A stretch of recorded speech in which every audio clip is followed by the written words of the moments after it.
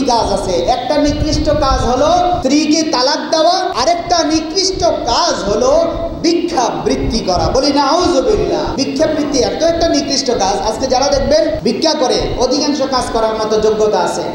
যদি ভিক্ষা করার জন্য আসে আর যদি বলেন তুমি যে ভিক্ষা করতে আসছো তুমি কাজ করো, কাজ করতে রাজি হবে না। আপনি দেখবেন আগ্রাবাদে বাজার করতে যান, দেখবেন কোন ব্যক্তি সবচেয়ে বেশি বাজার করে তার কাছে যে দাঁড়ায়। কারণ তার যখন 500 টাকা 1000 টাকা বের করবে সেখানে খুচরা হবে, আশেপাশে 3-4 জন এমন ভাবে ধরে মনে হয় যেন ওকে আগে গিলে ফেলবে, এরকম ভাবে জোর প্রয়োগ করে ভিক্ষাবৃত্তি করে। এটা জায়েজ না। এই পেশা তাদের পেশা না, এটা নেশায় পরিণত হয়ে গেছে, ঠিক কিনা?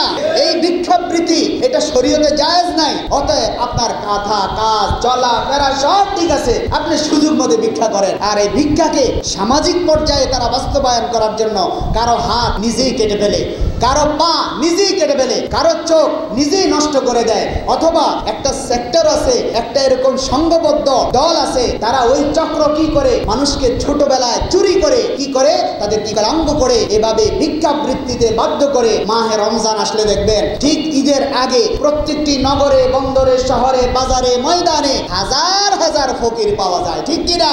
এটা তারা রাষ্ট্রীয়ভাবে সামাজিকভাবে তারা প্রতিষ্ঠা করতে চায়। এই মানুষগুলো দিয়ে যদি কিছু কাজ শিখাইতো, টেকনিক্যাল কাজ, ইলেকট্রিক কাজ, রাজমিস্ত্রির কাজ, টাইলস মিস্ত্রির কাজ এবং চুনার কাজ, রং মিস্ত্রির কাজ এবং সেলাইয়ের কাজ, এরকম ভাবে আজকের সমাজে প্রত্যেক ভাই বোনেরা আমরা যদি যার যার জায়গা থেকে আমাদের লোকগুলোকে, আমাদের অধীনস্থদেরকে, আমাদের সন্তানদেরকে এভাবে শ্রম নির্ভর করে তুলতাম, আমাদের এই বাংলাদেশ মালয়েশিয়া পেরিয়ে মধ্যপ্রাচ্যের উন্নত দেশে পরিণত হয়ে যেতে। বলি আল্লাহু আকবার। আসলে জাতিগতভাবে যদিও বলি কথাটা হয়তো খারাপ হয়ে যাবে, আপনারা খারাপ বলবেন, আসলে ত্রাণ, ঋণ আর সেবা পেতে পেতে এমন অবস্থা হয়ে যায় যে আজকে ঋণের বোঝা নিয়ে আজকে বাংলাদেশের মানুষ আজকে বড় হচ্ছে একের পর এক উন্নয়নের নামে। আর যে পরিমাণ ঋণ গ্রহণ করা হয়েছে, আজকে দুনিয়া পৃথিবীতে সর্বপ্রথম যে বাচ্চাটা জন্মগ্রহণ করবে সেও ঋণের বোঝা নিয়ে জন্মগ্রহণ করে, ঠিক কিনা?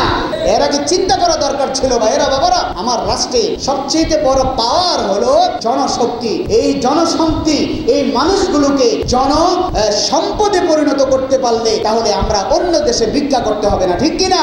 এই জন্য ভাইরা বাবারা আল্লাহ হাবিব সাল্লাল্লাহু আলাইহি ওয়াসাল্লাম একজন ভিক্ষুককে কম্বল বিক্রি করার পর তার হাতে 2 টাকা দিয়েছে। 2 টাকার পর সে আস্তে আস্তে করে প্রতিদিন 10 টাকা 20 টাকা করে উপার্জন করতে শুরু করেছে। তাহলে আমরা কেন পারবো না?